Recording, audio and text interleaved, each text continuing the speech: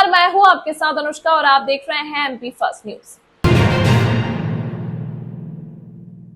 महाकालेश्वर मंदिर प्रबंध समिति द्वारा आम भक्तों को सुलभ शिखर दर्शन व्यवस्था को लेकर जो निर्णय लिया है उसका स्वागत है, क्योंकि पहले सुलभ शिखर दर्शन का लाभ भक्तों को प्राप्त नहीं हो पा रहा था। सुलभ शिखर दर्शन के लिए प्रबंध समिति द्वारा प्रवचन हॉल और देवास धर्मशाला को हटाकर सुलभ शिखर दर्शन का फेज बनाया है, जो सराहनीय है। पश्चिम, उत्तर और दक्षिण से तो सुलभ दर्शन होंगे, लेकिन पूर्व से संभवतः आम भक्तों को सुलभ शिखर दर्शन नहीं हो पाएंगे, क्योंकि पुरातत्व विभाग और मंदिर समिति मिलकर खुदाई में प्राप्त अवशेषों को जोड़कर 37 फीट ऊंचा मंदिर बनाना चाहती है, जिससे पूर्व दिशा से महाकालेश्वर मंदिर का महत्व समाप्त हो जाएगा और सुलभ शिखर दर्शन व्यवस्था पर प्रश्न चिन्ह लग जाएगा। महाकाल सेना के धर्म प्रकोष्ठ प्रमुख महेंद्र सिंह बैस ने जानकारी देते हुए बताया कि मुख्यमंत्री महोदय एवं प्रबंध समिति के अध्यक्ष को पत्र भेजकर इस अवशेषों के मंदिर निर्माण को रोकने और महाकाल मंदिर के शिखर के दर्शन को सुरक्षित रखते हुए चारों दिशाओं से शिखर दर्शन की व्यवस्था बनाने की मांग की है। जिस प्रकार देवास धर्मशाला और प्रवचन हॉल को तोड़कर शिखर दर्शन सुलभ बनाया है, इसी तरह पूर्व दिशा में भी किसी प्रकार के निर्माण कार्य नहीं करते हुए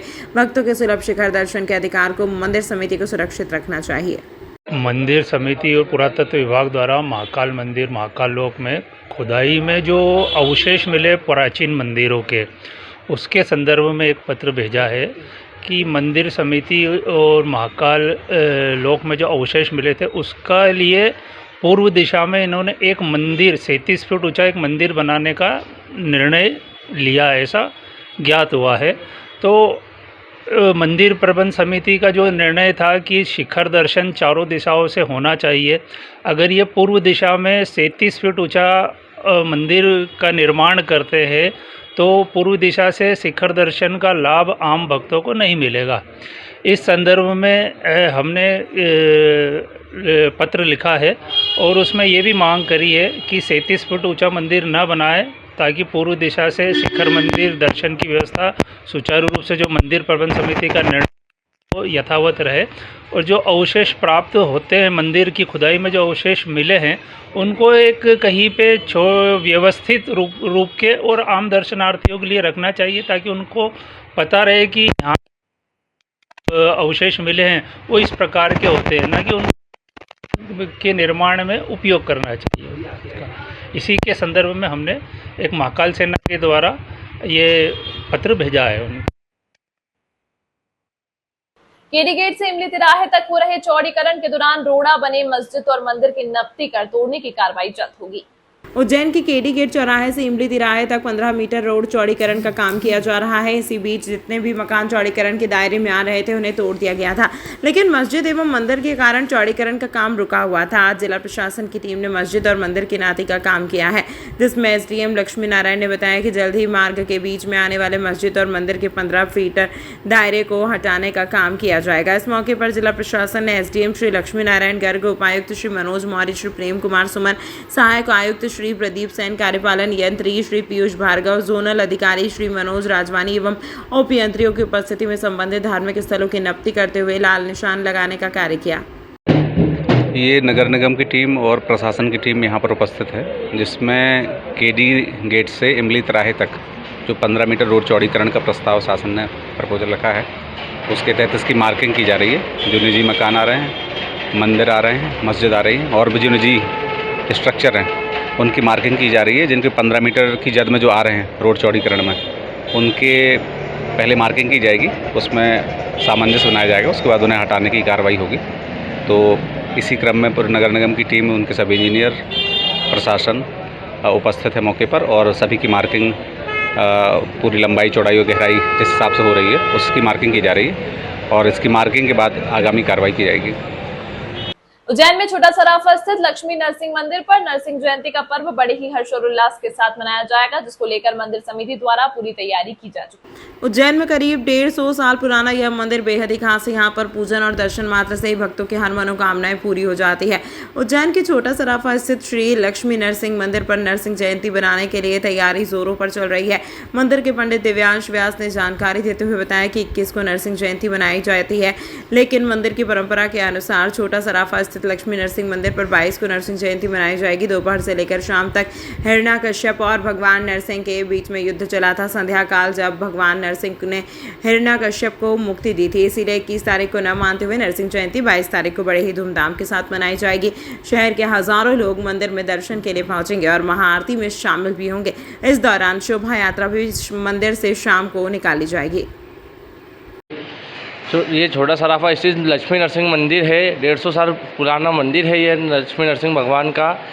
यहाँ यूँ तो 21 तारीख को नरसिंह जयंती बनाई जाती है, पर पौराणिक परंपरा के अनुसार यहाँ नरसिंह जयंती 22 तारीख को इसके लिए बनाई जा रही है, क्योंकि भगवान लक्ष्मी नरसिंह भगवान का जब जन्म हुआ था तो उनका जन्म 12 बजे हुआ था दिन में, और दिन में 12 बजे जन्म हुआ था तो दिन भर जो है हिरण्यकश्यप से उनका युद्ध चला था। उसके पश्चात शाम को 6:30 बजे उन्होंने हिरण्यकश्यप का वध करा था। इसी के लिए 22 तारीख को नरसिंह जयंती बनाने पड़ रही है। और दूसरी बात कि हमारे यहाँ उस दिन भगवान लक्ष्मी नरसिंह का अभिषेक होता है। अभिषेक पश्चात महाआरती होती है 12 बजे, और उसके बाद कमल पुष्प अर्चना की जाती है और शाम को शोभा यात्रा निकाली जाती है भगवान नरसिंह का मुकुटा धारण करके। पौराणिक परंपरा अनुसार मतलब एक जुलूस निकलता हमारा, वो निकाला जाता है। कश्यप एक बहुत बड़ा राक्षस था। भगवान विष्णु ने उसके वध के लिए ये नरसिंह अवतार लिया था। उसको वरदान था ब्रह्मा जी से, ना दिन में मरूँ ना रात में मरूँ, ना ऊपर मरूँ ना नीचे मरूँ, ना अस्त्र से ना शस्त्र से, ना घर के अंदर मरूँ ना घर के बाहर मरूँ। तो भगवान नरसिंह न नर मारे ना कोई देवता मारे, तो उसको ये आशीर्वाद था भगवान ब्रह्मा से। तो भगवान विष्णु ने उस सारे वरदानों का ध्यान रखते हुए भगवान ने शाम के टाइम, मतलब ना सुबह थी ना रात थी, मध्याह्न एकदम शाम के टाइम 6:30 बजे उसका वध करा। ना शस्त्र से ना अस्त्र से, अपने नाखूनों से उनको मारा था। ना वो देवता थे ना दानव थे, मतलब एक अलग ही रूप था उनका। दिव्यांश व्यास। अंकपात मार्ग पर टाटा प्रोजेक्ट के दौरान अधूरे काम का निरीक्षण करने के लिए जनप्रतिनिधि पहुंचे। 10 दिन में काम पूरा नहीं होने की स्थिति में टाटा का मुंह काला करने की बात कही। लापरवाही बरतने पर अधिकारियों ने लगाया 10 लाख का जुर्माना। पार्षद प्रकाश शर्मा ने जानकारी देते हुए बताया कि पिछले कई महीनों से अंकपात मार्ग पर टाटा द्वारा खोदा गया गड्ढा आज तक नहीं भर पाया है। यही कारण है कि आए दिन यहां पर सड़क हादसे का लोग शिकार हो रहे हैं। बार बार शिकायत मिलने के बाद जनप्रतिनिधि आज अधिकारियों के साथ अंकपात मार्ग पर पहुंचे, जहां उन्होंने टाटा के काम को लेकर अपनी नाराजगी व्यक्त की। जनप्रतिनिधियों का कहना है कि 10 दिन में अगर टाटा ने अपना काम पूरा नहीं किया तो उसका मुंह काला करने की कार्यवाही भी हम करेंगे। साथ ही लापरवाही पाए जाने पर 10 लाख रुपए का जुर्माना अधिकारियों द्वारा टाटा कंपनी पर लगाया गया है। आपको बता दें कि यह पहला मामला नहीं है कि टाटा पर जुर्माना लापरवाही बरतने पर लगाया गया, लेकिन फिर भी कछुए की चाल से शहर में हो रहे टाटा के काम के कारण कई लोग आए दिन हादसे का शिकार हो रहे हैं। इस दौरान पार्षद एवं अधिकारी मौजूद थे। गत नवंबर दिसंबर से अंकपात मार्ग पर टाटा का काम चल रहा है, आज तक पूरा नहीं हुआ। क्षेत्र की जनता परेशान है। घनी आबादी वाला क्षेत्र है। ये मंगलनाथ पहुंच मार्ग है। लाखों लाख तीर्थयात्री यहाँ आते हैं। 6 महीने से ये गड्ढा खुदा पड़ा है। नगर निगम का डामर करा हुआ वो भी खोद दिया। आम नागरिक यहाँ रोजाना गिर रहे हैं, पड़ रहे हैं, हाथ पांव टूट रहे हैं, लेकिन टाटा का कोई भी जिम्मेदार आदमी इस काम को देखने वाला नहीं है। यहाँ से लेकर निकास चौराहे तक यह ट्रैफिक जाम रहता है। ये मंडी पहुंच मार्ग है। किसान लोग आते हैं, व्यापारी लोग आते हैं, लेकिन टाटा के कानों में जूं तक नहीं रेंग रही है। अभी यहाँ दुर्घटना हुई, मुझे फ़ोन करा, आचार संहिता के चलते मैं यहाँ आया और मैंने टाटा के सब अधिकारियों को बुलाया, हमारे एसी साहब को बुलाया कि सबसे पहले इस पर 10 लाख की पेनल्टी लगाई जाए। पेनल्टी लगाने के बाद काम की प्रायोरिटी देखी जाए कि 10 दिन के अंदर काम ख़त्म कर दिया जाए, नहीं तो फिर 25 लाख की पेनल्टी लगाई जाए। टाटा अगर नहीं सुधरा तो हम सड़कों पे आकर टाटा का मुंह काला कर देंगे और जनता के साथ जो भी परेशानी होगी उसको दूर करेंगे। क्या पूरा मामला? ये करीब 2-4 महीने पुराना मामला था। टाटा वाला काम कर रहा था, काम पूरा होने में उसको करीब 10 दिन का बोल रहा है। अभी साइड पे आने में उपलब्ध नहीं हो पा रहा, इसलिए उस पर 10 लाख की पेनल्टी लगाने का प्रोविजन करा। नहीं, ये वाला काम 8 से 10 दिन में पूरा हो जाएगा, वो बता रहे। 8 से 10 दिन में नहीं होता फिर पेनल्टी लगा। हर रोज धार्मिक नगरी में बाबा महाकाल के दर्शन करने के लिए फिल्म स्टार उज्जैन पहुंचते हैं। फिल्म जोधा अकबर में रुकैया बेगम का रोल अदा करने वाली लवीना टंडन ने किया बाबा महाकाल के दर्शन। 2 दिन तक उज्जैन में रुककर उज्जैन और बाबा महाकाल मंदिर के इतिहास को जाना। विश्व प्रसिद्ध बाबा महाकाल ईश्वर के दरबार में फिल्म अभिनेत्री लवीना टंडन दर्शन करने के लिए पहुंची। मंदिर के महेश पुजारी ने जानकारी देते हुए बताया कि जोधा अकबर में अकबर की पत्नी का रोल अदा करने वाली लवीना टंडन उज्जैन पहुंची थी। यहाँ उन्होंने बाबा महाकाल की भस्म आरती, संध्या आरती, शयन आरती दर्शन किए। साथ ही उन्होंने उज्जैन इतिहास को, संस्कृति को पहचान व 2 दिन तक उज्जैन में रुकी और उज्जैन नगरी का धार्मिक महत्व जानने के बाद वहां मुंबई के लिए रवाना हुई। महाकाल मंदिर दर्शन करने के बाद उन्हें एक फिल्म भी मिली है जिसको लेकर वह जल्द ही जनता के बीच आएंगी। लवीना टंडन करके, जिसने अकबर जोधा जो फिल्म बनी थी उसमें रुकैया बेगम का जो रोल किया था, जो अकबर की पत्नी थी, वो यहाँ 2 दिन महाकाल मंदिर उज्जैन में आई। महाकालेश्वर का उन्होंने बहुत सुना था फिल्म दुनिया में, तो उसी को सुनकर वो यहाँ अरदास लगाने, महाकाल को प्रार्थना करने आई और 2 दिन तक वो उज्जैन में रही। महाकाल की भस्म आरती से लेकर तो शयन आरती तक उन्होंने सभी के दर्शन किए, सभी श्रृंगार के दर्शन किए और उससे बड़ी प्रभावित हुई वो। और इसके बाद उज्जैन की पूरी संस्कृति का भी उन्होंने अध्ययन किया।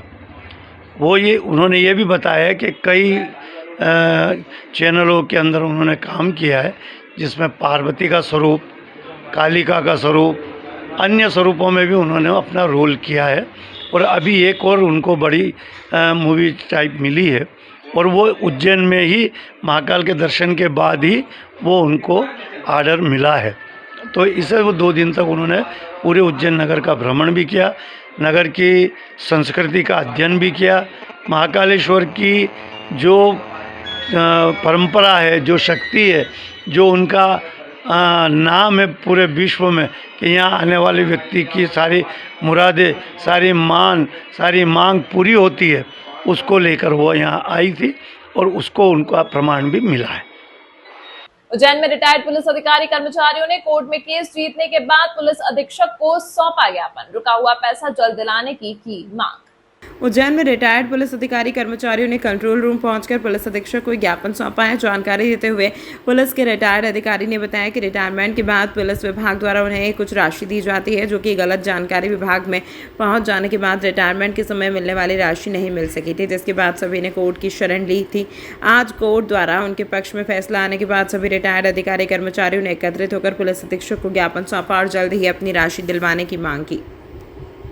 अच्छा, आज आप एसपी साहब से मेरे क्या मामला है पूरा? हमारे पुलिस पेंशनर जो हैं उनका जो पैसा मिलता है लास्ट में, उसमें कुछ रिटायरमेंट के बाद उसमें कुछ पैसा हम लोगों का जो है करीब हमारे 20-25 साथी हैं, उनका पैसा उसमें जो है पैसा कट गया है, ज़्यादा पैसा कट गया है। तो हम लोग न्यायालय गए थे, तो न्यायालय से उसमें आदेश हो गए, उसको हम श्रीमान पुलिस अधीक्षक महोदय को अवगत कराने के लिए यहाँ पर उपस्थित हुए थे और उनको हम जो है पत्र के माध्यम से, पुलिस पेंशन संघ के पत्र के माध्यम से अवगत करें। कितने कर्मचारी है? करीब 53 कर्मचारी। कितना पैसा कटा करीबन? किसी का अब वो सबका अलग अलग केस। हाँ, फिर भी अंदर 2 लाख है, किसी का 1 लाख है, किसी का 50,000, 70,000 है, 80,000 है, सब। तो ये सिर्फ उज्जैन में है कि बाकी पूरे? नहीं, ये हमारे यहाँ जैसे किसी का एग्रीमेंट गलत लग गया, किसी का क्योंकि इस हिसाब से काटा है पैसा, लेकिन हम लोग न्यायालय गए तो वहाँ से न्यायालय द्वारा उस पैसे को माफ़ कर दिया गया है,